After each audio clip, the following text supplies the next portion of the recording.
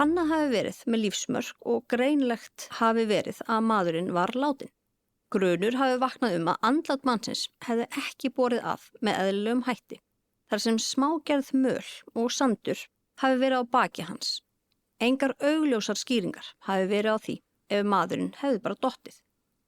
Þá hafi mátt sjá nokkuð stóran hellustein við höfuð hans sem virtist hafi verið tekin úr garðinum skömmu áður, þar sem að nýlegt jarðarask hafi verið sjáanlegt þar.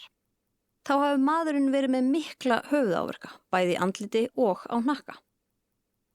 8:30 þá barst lögreglu upplýsingar frá öðrum manni sem vaknaði til þess að fara í vinnuna 4:00 nóttina og hann hafi þá séð og heyrt til manns sem sat á svona steinvegg beint á móti eldhúsglugganum hans. Þannig að hann að vakna til þess að fara í vinnuna Sér bara út úr og glugganum. bara út, að fá sér vasklas eða eitthvað við vaskin og sér mann bara sitja á steinvegg, ég sé þetta bara alveg fyrir mér sko.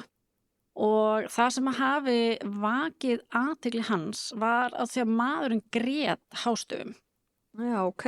Og það sem hann grét var, ég ætlaði ekki að gera þetta, af hverju var ég að þessu, ég sé eftir þessu og hann virtist vera í mjög miklu uppnámi. Þú varst að hlusta á True Crime Ísland, eina alvöru íslenska True Crime hlaðvarpið, þar sem við fjöllum nýleg íslensk sakamál. Ef þú vilt hlusta á meira, þá ferðu á kratos.is og kaupið þér áskrift. Í áskrift ferðu aðgang að öllum fyrir þáttunum okkar ásamt glænýjum þætti af hverjum einasta mánuði og svo gefum við stundum út aukaþætti og seríur og þeir sem í áskrift koma í lokaðan Facebook-hóp þar sem við setjum inn alls konar upplýsingar. En sjáumst í áskrift!